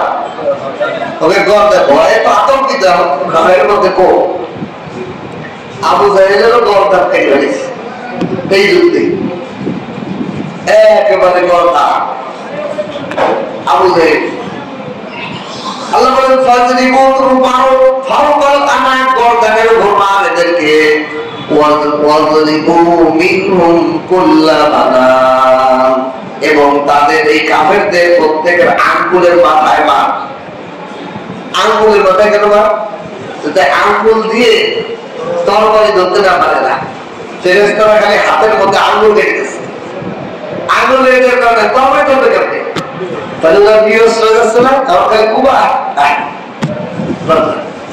এখন আল্লাহ বলতেছেন যে তোমাদের দিলে মনে হইতে পারে আল্লাহ আপনি কাফেরদেরকে তো হৃদয় দিতে পারতেন, কাফেরদেরকে ঈমানদার বানাইয়ে আপনি মুসলমান বানাই দিতে পারতেন। এদের গর্দান কেটে দিতে বলতেছেন, এদের হাত কেটে দিতে বলতেছেন, কিনলে আল্লাহ ভাই সময়ের কারণ আছে। কারণ কি? যালিকা বিআন্নাহুম সাকুল্লাহ ওয়া রাসূলা, এই কারণে যে আমি তাদেরকে ধ্বংস করে দিতে বলেছি, কারণ হলো আল্লাহ এবং রাসূলের অবাধ্যতা, বিরুদ্ধাচরণের কারণে। আল্লাহ এবং রাসূলের বিরুদ্ধাচরণ করা এমন সীমালঙ্ঘন করছে যে তাদের তো পরকালে শাস্তি আছে, এই জমিনেও তাদের ঘাড়ে মার, আঙ্গুলে আঙ্গুলে মার, তাদের কতল করে দিই। তাহলে বোঝা যায় আল্লাহ এবং রাসূলের বিধান হুকুমের বিরুদ্ধাচরণ যে করবে সে আর মুসলমান না, সে কাফের ও গর্দান হয়, তোর আঙ্গুল বেড়েছে। অথচ আমরা হাজার হাজার আল্লাহ এবং রাসূলের হুকুমের বিরুদ্ধে, আল্লাহ আমাদেরকে পানা দান করুন, আমাদেরকে ওই গুণে গুণান্বিত হওয়ার তৌফিক দান করুন যে গুণে সাহাবারা গুণান্বিত ছিল। আল্লাহ বলেন এই কারণে যারা আল্লাহ এবং রাসূলের বিরুদ্ধাচরণ করে, দেখেন এই জন্য ইসলামের প্রথম যুদ্ধ বদর যুদ্ধ কেন এদের মধ্যে তোলা? রাসূলুল্লাহ সাল্লাল্লাহু আলাইহি ওয়াসাল্লাম মক্কায় জন্মগ্রহণ করলেন, ওনার বংশটা হলো ওই যে সর্দার কুরাইশ বংশ, ওনার চাচা আবু তালেব হলো কুরাইশদের লিডার।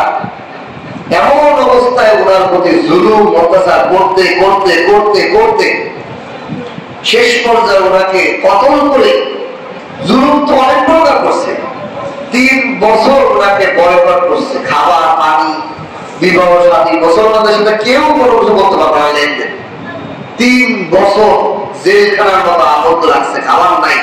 রাসূলুল্লাহ সাল্লাল্লাহু আলাইহি ওয়াসাল্লাম এবং সাহাবারা গাছের পাতা এবং শিকড় চাবাইতে চাবাইতে ছাগলের লেজের মতো পায়খানা বসেছে। এমন আযাব, এমন যন্ত্রণা মুসলমান এবং মুহাম্মদ রাসূলুল্লাহ সাল্লাল্লাহু আলাইহি ওয়াসাল্লামের সাথে এই কাজের বসেটা করছে। করার পর রাসূলুল্লাহ সাল্লাল্লাহু আলাইহি ওয়াসাল্লাম সাহাবারা বিরক্ত হয়ে সাহাবাদেরকে আবেসিনিয়া, হাফসা, সিরিয়া এসব জায়গা সাহাবাদের কাফেলা বানাইছে। যাও তোমরা এই দেশ থেকে মুসলমান বহির্ভূত বসবাস করো। এরা জুলুম অত্যাচার করে। মুসলমানদের 80 জনের একটা কাফেলা হযরত আলী রাদিয়াল্লাহু তাআলার ভাই আবু জাফর তার নেতৃত্বে হাফসায় আবেসিনি পাঠাইছে। এই কাফেররা সেখানেও মুসলমানদেরকে শান্তি দাও এটা পছন্দ করে না। এখান থেকে একটা কাফেলা আবু জাহেল পাঠাইছে আবেসিনিয়া বাদশার কাছে। কি বলেন, আমাদের দেশের 100 শতকরা খারাপ, এরা আপনাদের আশ্রয় গেছে, এরা আপনাদের দেশেও গন্ডগোল বাঁধাবে, এরা খারাপ না। আবেসিনিয়া বাদশা এদেরকে ডাকছে। আবু তালেবের ছেলে আলী রাদিয়াল্লাহু তাআলার ভাই, এটা আবু তালেবের ছেলে আবু জাফর আলীর ভাই। এ ডাকছে, তোমরা নাকি ওই দেশে বিচ্ছিন্ন করছো, এই দেশে মারা গেছে, আমার দেশও বিচ্ছিন্ন করবা। তখন আল্লাহ রাসূল সাল্লাল্লাহু আলাইহি ওয়াসাল্লামের চাচাতো ভাই আলী রাদিয়াল্লাহু ভাই, বড় ভাই আবু জাফর, উনি সূরা মরিয়ম তেলাওয়াত করে আলেমরা তেলাওয়াত করে শোনায়। ওই বাদশা ছিল খ্রিস্টান। ওই সূরার মধ্যে মরিয়ম আলাইহিস সালামের প্রশংসা আছে না? এই প্রশংসা শুনে কয় না তো তোমরা তো খারাপ করবে, তোমরা যারা মরিয়ম আলাইহিস সালামের ভালো ধারণা রাখে তারা তো খারাপ হতে পারে না। বড় কাফেরদের মুখের উপর ওরা যে টাকা পয়সা ভুল দিছিল যে আমাদের হাতে দিয়ে দাও, আমরা এই মক্কায় নিয়ে যে দোয়াই করব। ওই টাকা পয়সা সব মুখের উপর তুলে আমরা ছাড়ব। এরপরও এই কাফেররা বই থাকে, বিভিন্ন ভাবে চক্রান্ত করতে করতে করতে এখানেও মুসলমানরা টিকতে পারে। পরবর্তীতে রাসূলুল্লাহ সাল্লাল্লাহু আলাইহি ওয়াসাল্লামকে হত্যা করার প্রতি ষড়যন্ত্র করছে। তখন রাসূল হিজরত করে মদিনায় এসে, এখন মদিনায় এসে তারপরও কাফেরদের ব্যাক করতেছে না যে নবী মুহাম্মদ এবং মুহাম্মদের অনুসারীরা ওরা শান্তি থাও, এটা তাদের সহ্য হয় না। আল্লাহ এবং রাসূলের বিরোধিতা করতে চাই, তারা মদিনায় হামলা করছে। আল্লাহ ভাই এইবার তোদের খেলা দেয়। এই জন্যই এখন এই প্রেক্ষাপটটা কেন আলোচনা করলাম, এখন আপনাদের বুঝে আসবে কেন ওদের গাড়ি ভাবতে হলো, কেন ওদের আন্দোলনের বলে ভাবতে হলো। বুঝতে পারছেন? কারণ প্রেক্ষাপটটা না আসতে বুঝে দেবো না। আমি যদি ঠিক করি ওদের গাড়ি ভাবতে হবো না ভাবতে কেন মানবো, কেন ওরা যে কি পরিমাণ জুলুম করতেছে মুসলমান এবং আমার নবীর প্রতি, ওদেরকে এখন ঘাড়েই মারতে হইব। এই হলো হয়েছে আল্লাহ। এটা আমার কথা না, কে? আল্লাহ বলতেছে। তাহলে আল্লাহ বলতেন আল্লাহ কত যুদ্ধ করবো আমার নবীর প্রতি, আমার হাবিবের প্রতি এত দূর, এত অত্যাচার। তাহলে আল্লাহ বলতেছেন এই জন্য আল্লাহ এবং রাসূলের বিরুদ্ধে বসবা, ওরা বিরুদ্ধের চরম পর্যায়ে গেছে। এই জন্য মার ওদের ঘাড়ে, ঘাড়ের তরবারি মার, হাতের আঙ্গুলে আঙ্গুলে কেটে দে, পায়ের আঙ্গুল কেটে দে, হাতের আঙ্গুল কেটে দে, যারা ওরা আটতে পারে না তরবারি ধরতে পারে না। কাদেরকে আদেশ করছে? ফেরেশতাদেরকে। ফেরেশতারা কেটে দে, মার ওদেরকে। এরপরে আরোপ করতেছে আল্লাহ শুধু দুনিয়াতেই ومن يشاقق الله ورسوله فإن الله شديد العقاب। সুতরাং যেই, এবার আল্লাহ বলছেন যেই, প্রথমে তো কাফেরদের কথা বলছেন, মক্কার আবু জাহেল এবং আবু জাহেলের অনুসারীদেরকে বলছেন এদেরকে মারো। আর এখন বলতেছে কিয়ামত পর্যন্ত মানুষের জন্য ওয়ামান, যে আমার এবং যেই কিয়ামত পর্যন্ত যেই ইউশাকিল্লাহ ওয়া রাসূলা, আল্লাহ এবং রাসূলের অবাধ্যচারিতা করবে, যেই অর্থাৎ কিয়ামত পর্যন্ত যে ব্যক্তি, যেই পুরুষ, যেই নারী, যেই জাতি, যেই ধর্মের লোক হোক, যারাই আল্লাহ এবং রাসূলের বিরুদ্ধাচরণ করবে তাদের জন্য কি রয়েছে? ফাইনাল্লাহা শাদীদুল ইকাব, আল্লাহ পাকের কঠোর আযাব তাদের জন্য রয়েছে। আল্লাহ দেয় না মানুষের সাথে বিভিন্ন ধ্বংস ছিল আসে। এই যে আজকে জামান নাস্তিক্য, তারা খোদাই বলতে কিছু মানে না, সৃষ্টিকর্তা বলতে কিছু বিশ্বাস করে না। তারা পৃথিবী, বর্তমান পৃথিবীর 50,000 বছর 50 বছর আগে তার প্রযুক্তি বিজ্ঞানের দিক দিয়ে তারা পৃথিবীর অন্য মানুষ থেকে 50 বছর আগাই। রাস্তাঘাট জীবন ব্যবস্থা এত উন্নত, কিন্তু তারা এত উন্নত করবো আল্লাহ চেনে না, সৃষ্টিকর্তা বলতে কিছু বিশ্বাস করে না। কমিউনিস্ট, তারা নাস্তিকবাদ বিশ্বাসী। এই জাপানি লোকরা আল্লাহ পাকের আযাব আসতেছে, সিলন দিয়ে তাদেরকে 200 কিলোমিটার ধরে বায়ু তাদের ঝড়াচ্ছে। আজকেও করছে। ভূমিকম্প হয় তাদের দেশে সবচেয়ে বেশি, কিল লেগে। আল্লাহ বিশ্বাস করবি না, তোরা কে দাঁড়ায় দেয় কার জমিনের উপর দাঁড়ায়, তুই তারে মানিস না। কত যার জমিনে দাঁড়ায় তারাই মানে। এই জন্য ভূমিকম্প ওদের বেশি হয়। এই জন্য আল্লাহ বলেন, আল্লাহ এবং রাসূলের বিরুদ্ধে যারা করবে কিয়ামত পর্যন্ত, ইন্নাল্লাহা শাদীদুল ইকাব, আল্লাহ শক্ত শাস্তি দেবেন, শক্ত শাস্তি দুনিয়াতে। তারপরে দুনিয়াতে দিয়ে শেষ করে দিব না। যালিকুম ফাযুকু, আরে এটা তো কোন দুনিয়াতে খাও, এই স্বাদ এই শাস্তি তো দুনিয়াতে। আর পরকালে কি হয়েছে?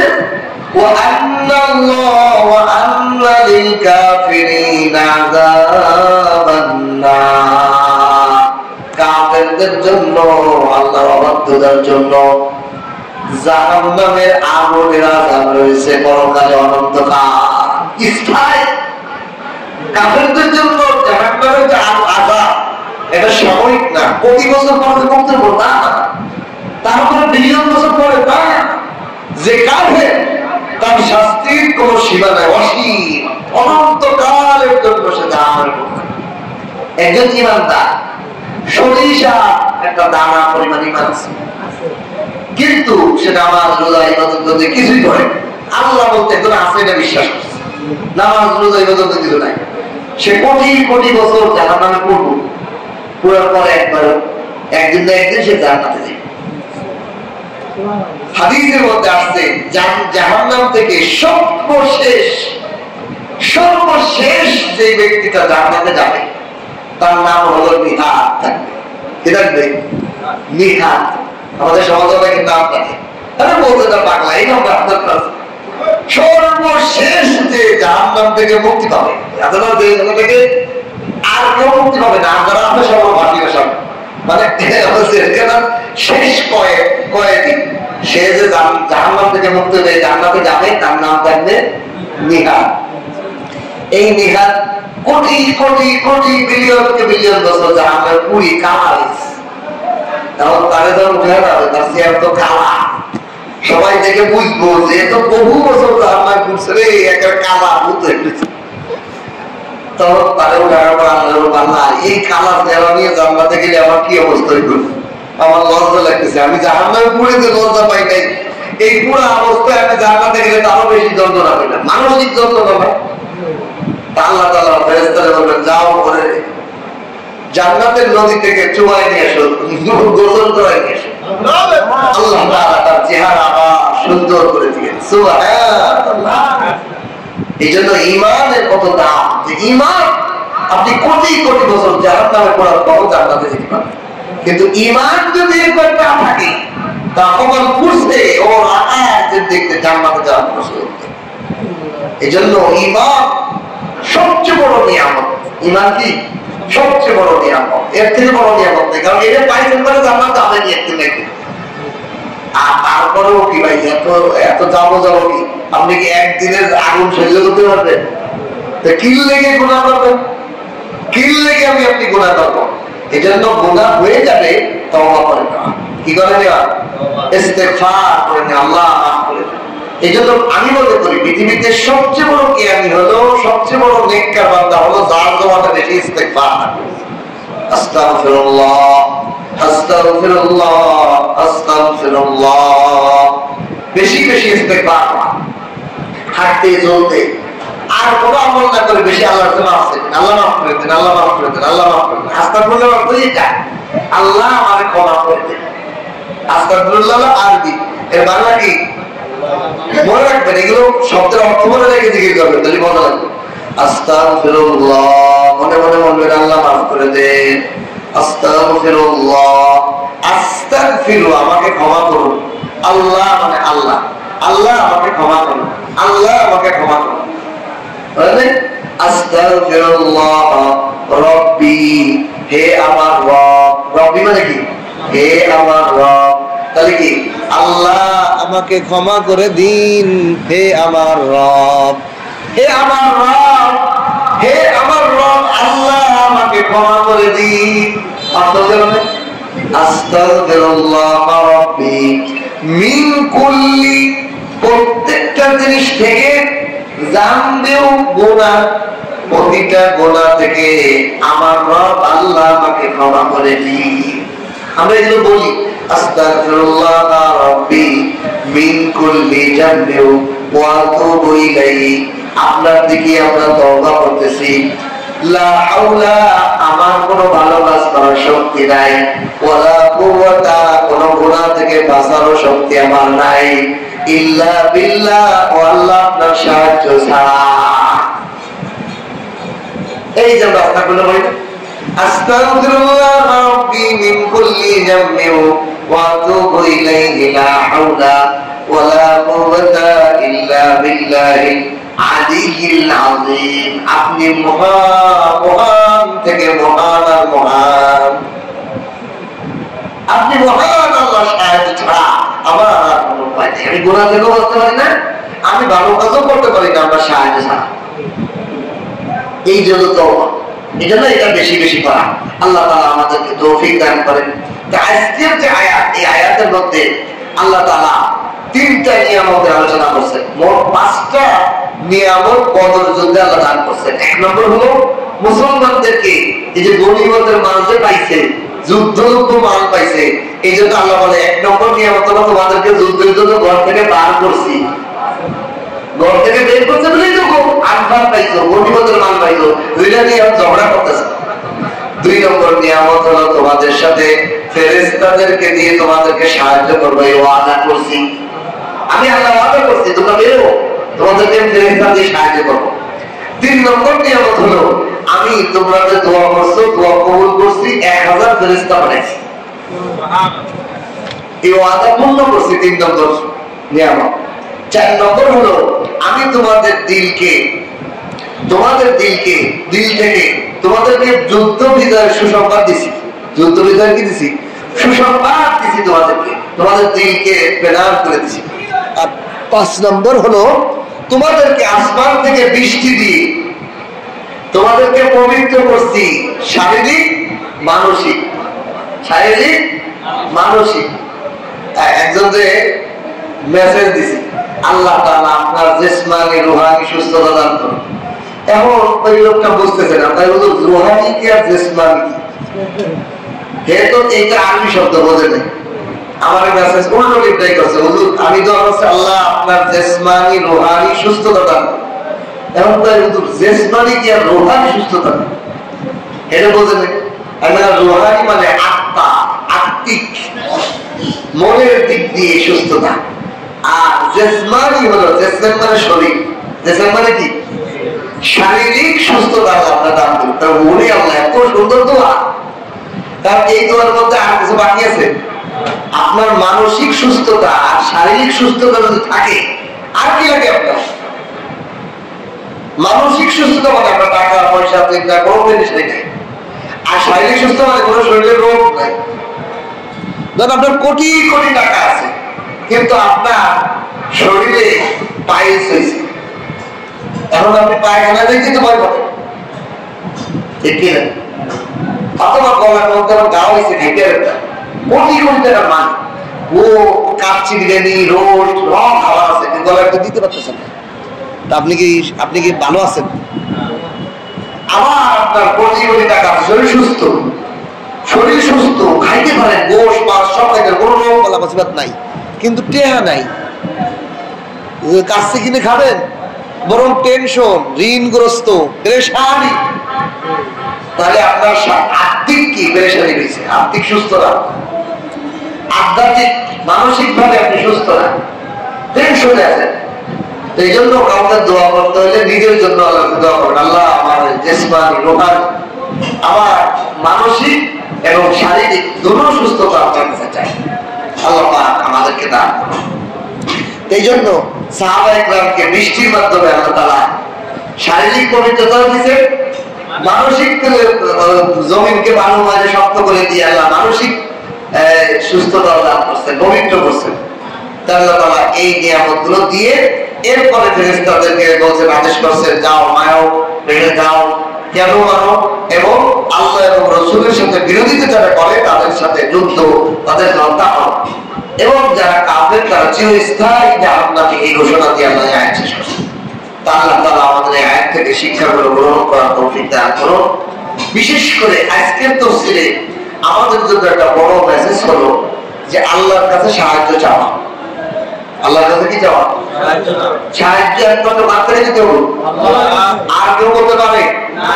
আলোচনা করছি প্রথমে যে আল্লাহ ছাড়া পৃথিবীর কেউ সাহায্য করতে পারে না।